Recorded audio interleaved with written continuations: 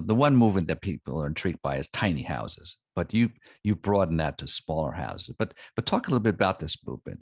How do we get there? What's driving it? What are people looking for?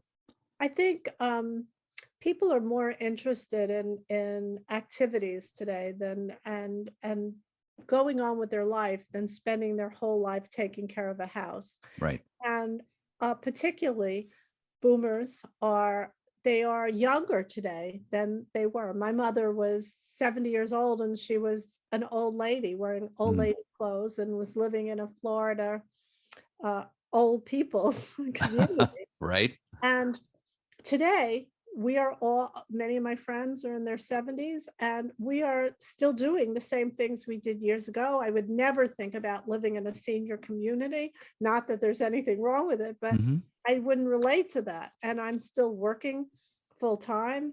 And so I think that the older population, they still want to live among other people.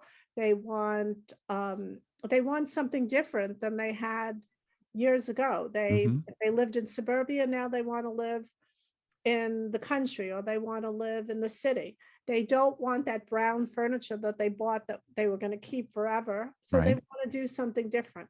And then there's the millennials who are graduating with massive school loans, with um, they're getting married later, they're having fewer children, and they don't need the space to buy a huge house. So they can't afford it. So they want a smaller house.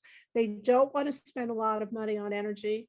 Um, this whole group of kids are probably the most environmentally conscious children that have been brought up in this country. They grew up with filling stations in high school for their water bottles, um, and they're concerned about the earth. And Hmm. so they are also very environmentally conscious and want a more environmentally a pleasant house. Yeah. So those are basically the two groups that are the biggest buyers of homes today, and they all want small houses. And unfortunately, there's a shortage of them.